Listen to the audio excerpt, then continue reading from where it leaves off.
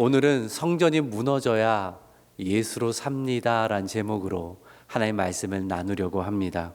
오늘 본문에서 이 짧은 두 구절에서 예수님의 분명하게 말씀하신 것은 성전이 무너질 것이다 라고 하셨단 말이죠. 성전 파괴의 필연성을 말씀하셨습니다. 왜 예수님은 그 멀쩡하고 그 웅장한 성전이 무너져야 한다고 하셨을까요? 오늘은 이 질문을 중심으로 해서 우리에게 주시는 하나님의 귀한 뜻을 함께 생각해 보고자 합니다. 좀 결론부터 말씀을 드리자면 그 당시 성전은 유대인의 신앙을 가로막는 장애물이 되었다라는 것입니다.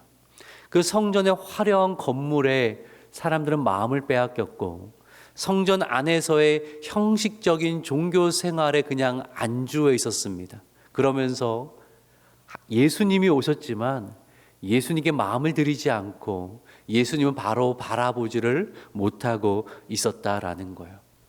신앙의 방해가 되었으니 그 성전은 무너져야 한다라고 말씀을 하셨습니다. 오늘 우리가 이 말씀 앞에 때로는 무거운 마음으로 나는 어떠한가를 좀 살펴봤으면 좋겠습니다. 우리 안에도 혹 바른 신앙의 길을 방해하고 가로막는 그 어떤 성전이 있지는 않은가? 예수님을 온전히 바라보는 데 있어서 나에게 방해가 되는 것은 무엇일까?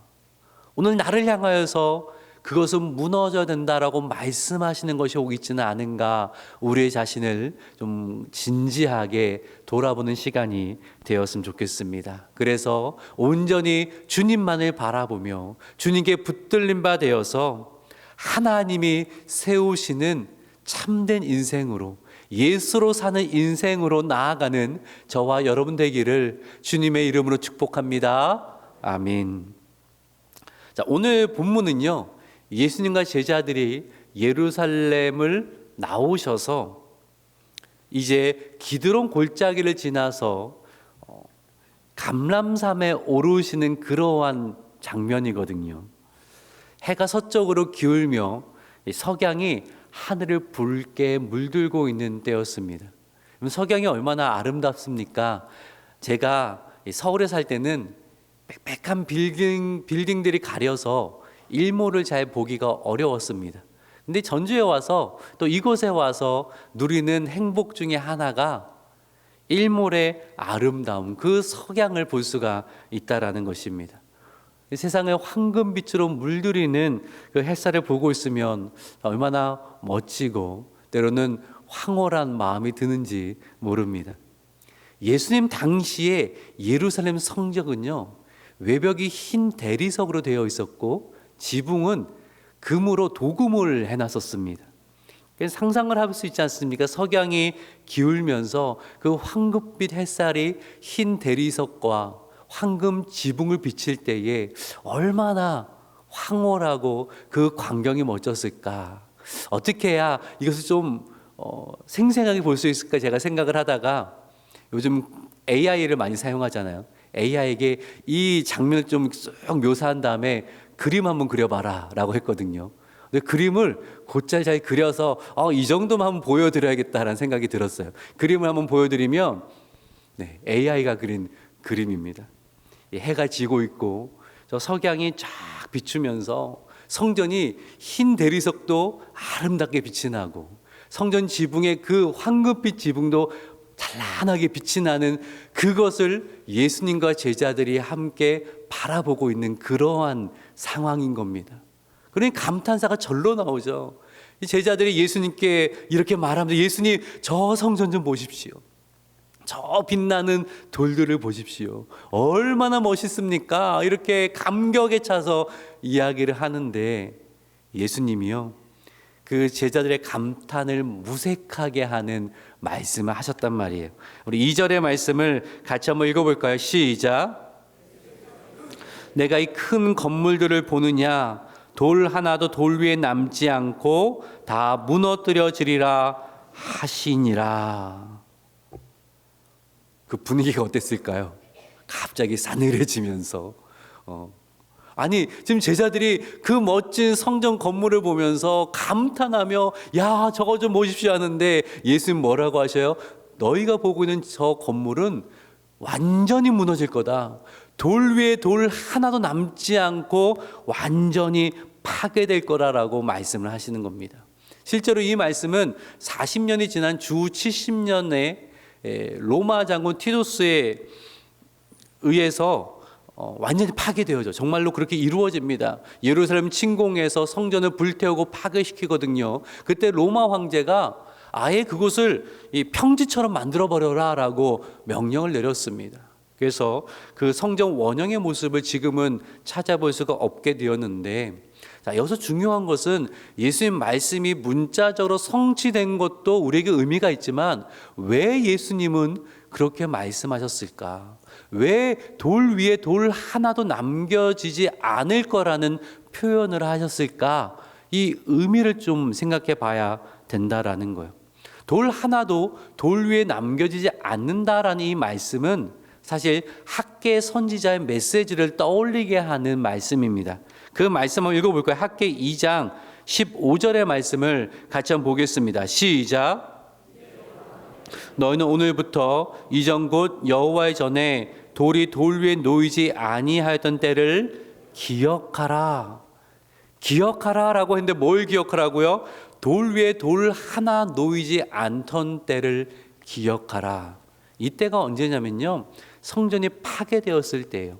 주전 586년에 바벨론 왕 느부갓네살이 예루살렘 침공해서 성전을 완전히 파괴시켰고 유다 백성들을 이제 포로로 끌고 갔단 말이죠. 그리고 70년 정도 지난 후에 바사왕 고레스가 칙령을 내리는데 유다 백성들이 다시 고향으로 귀환하여서 성전을 재건해도 좋다라고 그렇게 칙령을 내렸습니다. 그래서 스룹바벨과 제사장 여호수아를 중심으로 백성들이 귀환하여서 성전 재건 작업을 시작을 했습니다. 그런데 반대 세력이 있는 거예요. 그런 여러 방해가 있고 또 이 척박한 땅에 돌아오다 보니까 당장 먹고 사는 게 힘들잖아요. 그러다 보니 성전 재건의 일은 점점 뒤로 밀리다가 한 16년 이상 중단이 됐어요. 그때 학계 선지자가 하나님 말씀을 가지고 와서 성전 재건을 다시 시작할 것을 촉구를 하거든요. 왜냐하면 이스라엘이 멸망했던 것은 정치적인 어떤 그 구조 때문이 아니라 하나님을 떠난 죄 때문이었다. 하나님을 떠났기에 우리의 삶이 무너진 것이다. 그러니 하나님 중심의 신앙을 회복해야 된다. 이를 위해서 성전을 꼭 재건해야 된다. 이 이야기를 했던 거죠. 2장 18절과 19절의 말씀도 한번 보겠습니다. 우리 저랑 한 절씩 교독해서 보면 18절은 제가 읽을게요. 너희는 오늘 이전을 기억하라. 아홉째 달 24일 곧 여호와의 성전 지대를 쌓던 날부터 기억하여 보라. 포도나무, 무화과나무, 석류나무, 감람나무의 열매가 맺지 못하였느냐. 그러나 오늘부터는 내가 너희에게 복을 주리라. 아멘.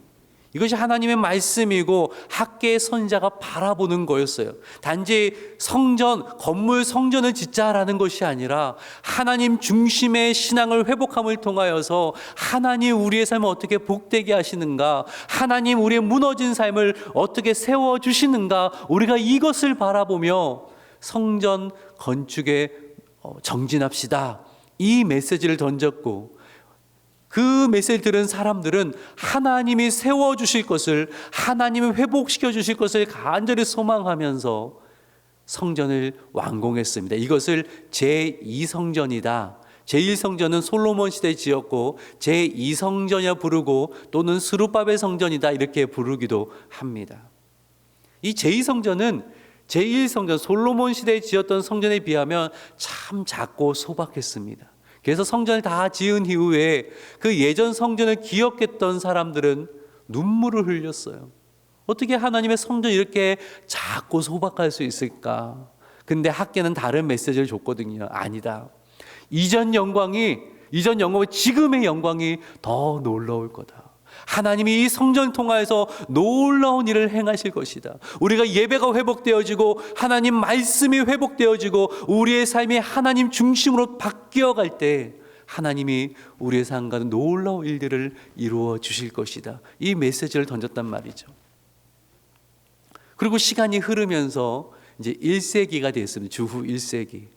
헤롯 대왕이 유다 백성들의 마음을 사고 또 자신의 업적을 좀 드러내기 위하여서 이 제2성전을 이제 보수하기로 결정을 했습니다.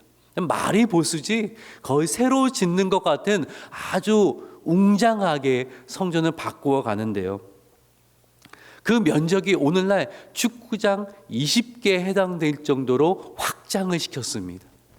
당시에 예루살렘 예루살렘 도시의 면적의 한 6분의 1이 해당하는 것이 성전이 되었어요. 그러니까 성전 중심으로 아예 도시를 재편을 했던 것입니다.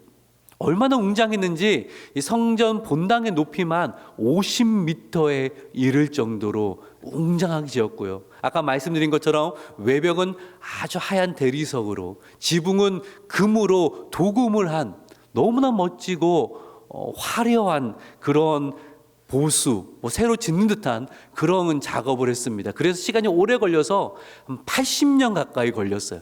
그러니까 예수님 당시에도 이 성전은 계속 보수 공사 중에 있었고 주전 64년에 비로소 완공되었는데 그러고 나서 한 6년 지나서 이 성전이 완전히 파괴가 되었거든요.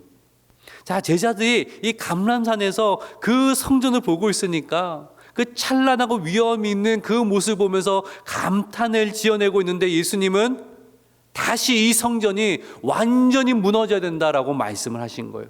왜요? 본질을 잃어버렸어요. 본질을 잃어버렸어요. 그때 다시금 성전을 지을 때에 제2성전을 지을 때 그 본질을 잃어버린 거예요. 성전은 목적이 아니라 수단인데 하나님께 나아가는 통로인데 그 자체가 신앙의 중심이 되어버린 거예요.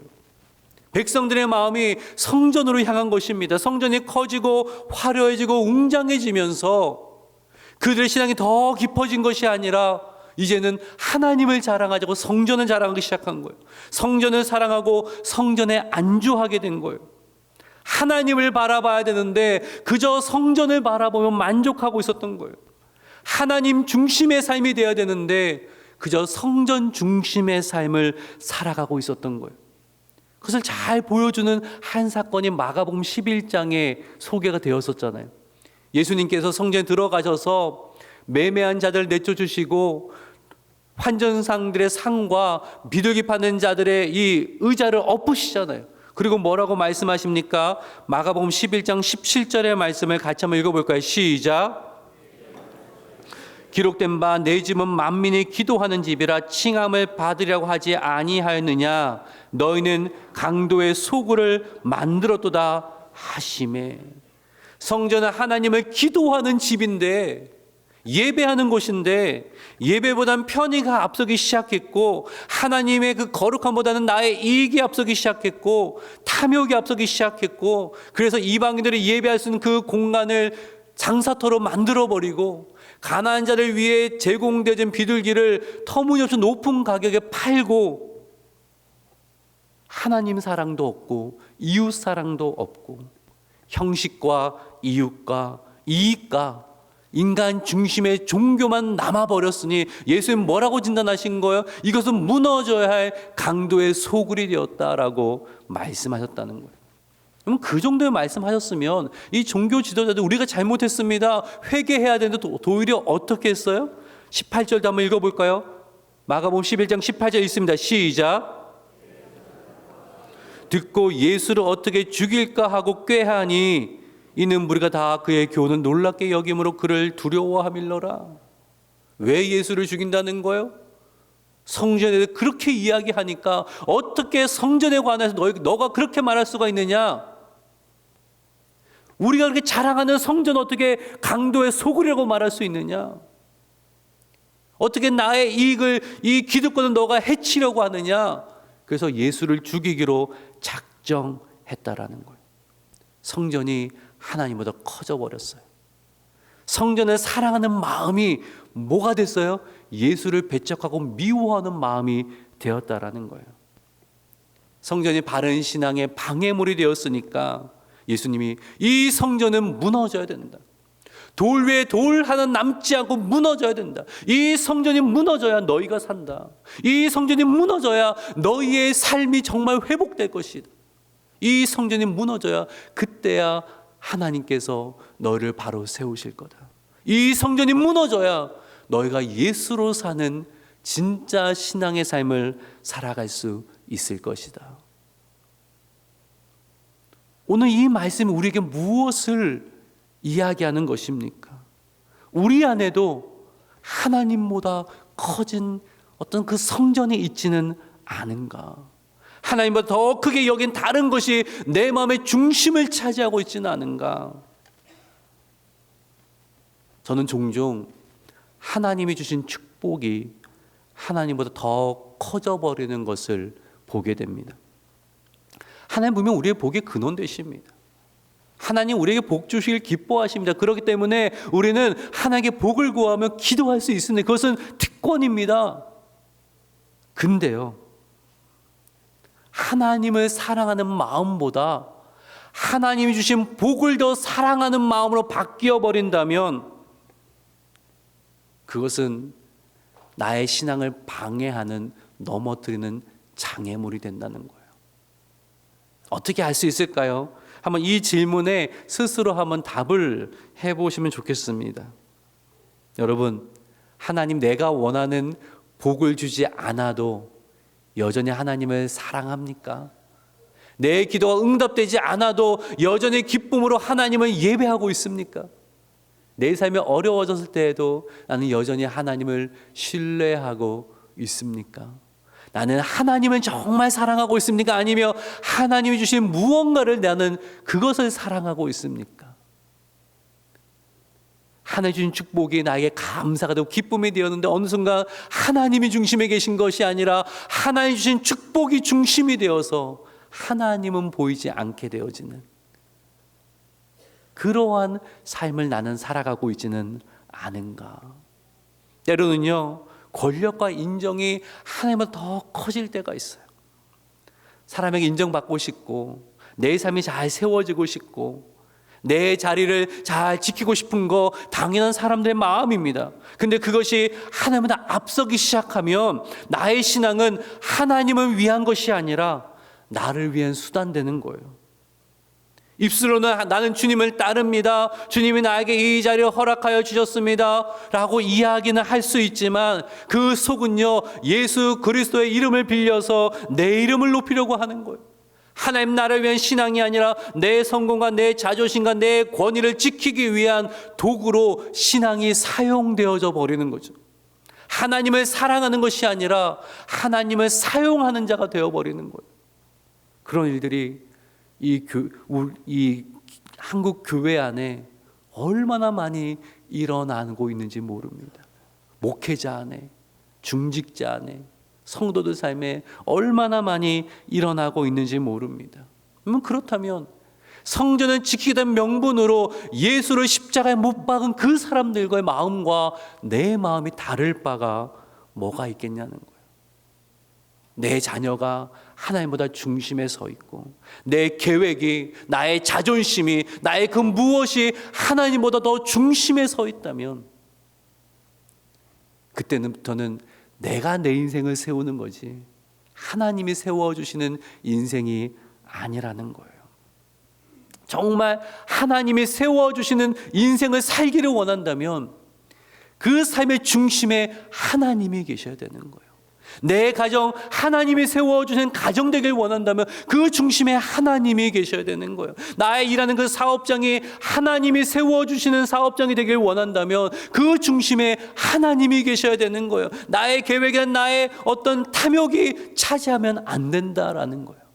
이것을 우리는 진지하게 돌아볼 수 있어야 된다라는 것입니다.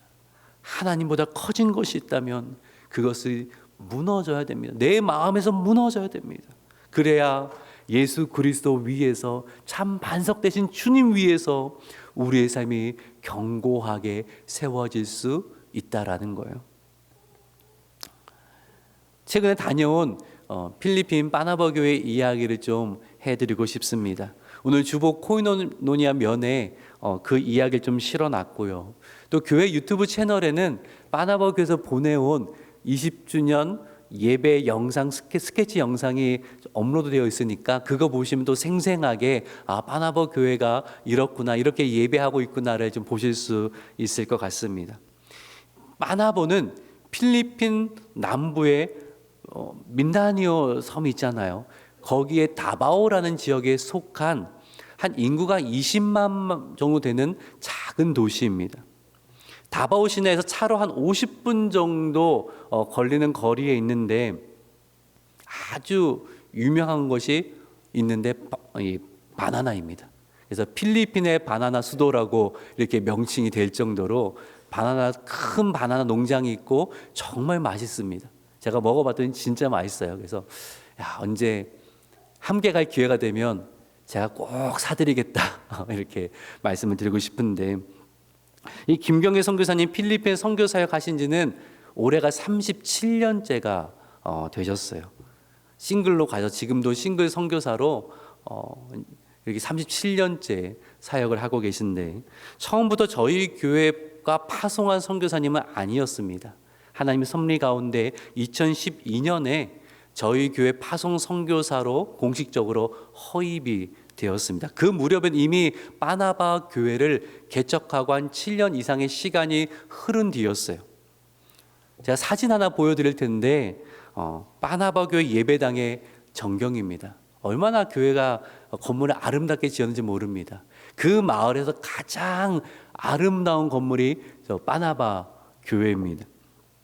2년 전에 우리 성도님들이 헌금을 해주셔가지고 그 예배당 안에 바닥이 너무나 이게 많이 망가져 있었는데 헌금을 해주셔서 이제 완전히 새롭게 아주 바닥을 예쁘게 꾸며놨고요. 또 그 헌금으로 예배 악기가 많이 노후되어 있었는데 새로 다 교체를 할 수 있었고, 또 근래에는 성도님들 헌금을 통하여서 예배 시에 사용되던 그 컴퓨터 노트북을 새로 교체해서 또 예배를 잘 드리고 있습니다. 제가 가니까요, 얼마나 동산교회에서 왔다고 하니까 얼마나 환영하고 또 감사한지, 제가 우리 성도님이 받아야 될 그 환영의 박수를, 감사의 박수를 제가 한 몸에 다 받고 왔습니다. 네, 여러분의 이 기도가 또 헌금이 얼마나 귀하게 사용되고 있는지 제가 보고 왔고요. 또 그 교회 장로님 한 분 계시는데 기도하실 때마다 동산교회를 기도하신다고 그런 말씀을 들었습니다. 얼마나 감사한지 모릅니다. 또 하나 감사한 이야기를 들었는데, 지난 20년간 파나바 교회에서 세례를 받은 성도의 수가 100명이 넘었다라는 거예요. 교회가 없던 선교지에 100명 이상이 예수 그리스도의 이름으로 세례를 받고 구원에 이른 것은 참 놀라운 하나님의 역사이고, 그리고 지난 7월 13일에 파나바 교회 20전 감사 예배는 어린아이를 포함해서 한 100명 가까운 성도들이 모여서 정말 눈물로 감사로 함께 예배를 했습니다. 저도 그 예배에 함께하며 하나님께 영광 돌리며 또 말씀을 전하고 성찬을 집례하면서 얼마나 많은 큰 감사와 감동이 저 안에 있었는지 모릅니다. 교회가 이렇게 건강하게 성장하기까지는 많은 여러 요소가 있겠지만 그 중심에 있었던 한 가지를 제가 분명히 말씀드릴 수 있는데, 바로 김경애 선교사님의 사역의 중심이 흔들리지 않았다는 겁니다. 이 김경애 선교사님이요, 벌써 이제 선교사에 37년 됐으니까 한국 선교사 아주 초창기에 필리핀에 가신 거예요. 필리핀에서는 제일 오래되신 선교사님이라 왕언니, 선교사님에서 누나, 누님 이렇게 이제 불리는 분이라 여러 대표직도 맡으셨고, 또 여러 사람들이 그렇게 바라보는 위치에 있는데, 선교사님 이야기를 듣고 선교 사역을 쭉 들으니까 선교사님 관심은 언제나 사람을 세우는 것에 있었구나, 그 중심을 잃지 않으셨구나라는 것을 알 수가 있었습니다. 제가 사진 하나 보여드릴게요. 이 사진은요, 바나바 교회 처음 개척했을 때 7년간 사용했던 예배 처소입니다. 나무로 기둥 세우고요. 그리고 해만 가릴 수 있는 간이 예배당이었어요. 비바람에 들이치기도 하고 먼지가 날리기도 하고, 근데 여기서 7년 동안 묵묵히 예배하며 말씀을 가르치고 사람들을 키워냈다라는 거죠. 처음부터 멋진 건물 세울 수 있거든요. 그 정도 연차이고 아는 인맥이 많으면 얼마든지 남들에게 멋진 건물부터 세울 수 있고 그것으로 사람들에게 우리 교회로 오시오라고 말할 수 있는데, 성교사님 7년 동안 저 뭐라고 말해야 되지? 저 건물에서 7년 동안 묵묵히 예배하며 사람들을 키워냈던 거예요. 왜요? 그 사역의 중심은 사람에 있어야 되는 거잖아요.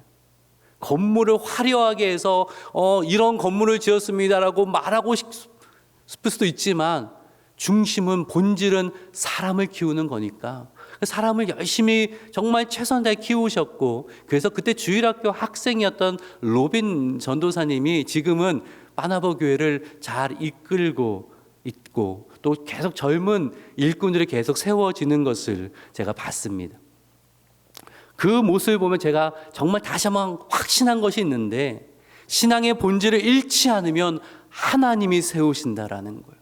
선교지도 그렇고 교회도 그렇고 성도의 삶도 마찬가지입니다. 본질을 잃지 않으면, 예수가 중심되어지면, 예수로 사는 삶을 잃지 않으면 그 성도는, 그 교회는 하나님이 반드시 세우신다라는 거예요. 말씀을 정리를 하죠. 성전이 무너져야 예수로 삽니다라는 제목으로 하나님의 말씀을 나눴습니다. 그 어떤 것보다 우리의 중심에 계셔야 할 분은 하나님이십니다. 예수 그리스도가 나의 삶의 중심 되어야 됩니다. 주님이 나의 자랑이 되어야 되고, 주님이 나의 기쁨이 되어야 되고, 주님이 나의 만족이 되어야 한다라는 거예요. 근데 언제부턴가 세상의 자랑이 앞장서기 시작하고, 세상의 즐거움이 앞장서기, 중심에 서기 시작하고, 내가 중심에 서기 시작하고, 하나님이 세우신 인생이 아니라 내가 나의 힘으로 세워가는 인생으로 우리가 바뀌고 있지 않습니까? 내가 중심되어서 필요할 때만 하나님 이거 주십시오라고 말할 뿐이지, 여전히 내가 중심되어 내 인생을 세우려고 하고 있지 않습니까? 오늘 주님 분명히 우리에게 말씀하십니다. 그것을 내려놓으라는 거예요. 그것을 내려놔야 내가 너의 인생을 세워갈 수 있다는 거예요. 근데 여전히 우리는 꽉 붙들고 있죠. 마치 그것이 나의 삶을 책임지고 그것이 나의 삶을 세워나갈 수 있는 것처럼 하나님을 붙들어야 되는데, 하나님 주신 그 무언가를 붙들고 여전히 나의 고집과 아집대로 살아가고 있는 우리의 모습을 발견하게 된다라는 거예요. 사랑하는 여러분, 하나님보다 앞서고 있는 그 무엇이 무너져야 그때부터 하나님이 우리의 인생, 우리의 삶을 세워나기 시작하십니다. 그것이 예수로 사는 인생입니다. 주님이 중심되어지는 인생, 주님보다 그 어떤 것도 앞서지 않는 인생, 주님만 나의 자랑되어지고 나의 기쁨 되어지고 나의 만족 되어지는 그 인생, 그 인생을 하나님이 기뻐하시고 하나님이 아름답게 세워 가실 것입니다. 그러기에 오늘 말씀을 꼭 마음에 새기셔서 언제나 내 삶의 중심에 그리스도가 계시기를, 그래서 주님이 세워가는 나의 삶이 되어지고 나의 가정 되어지고 우리의 사업장, 우리 교회가 되어지기를 주님의 이름으로 축원합니다. 아멘. 기도하겠습니다.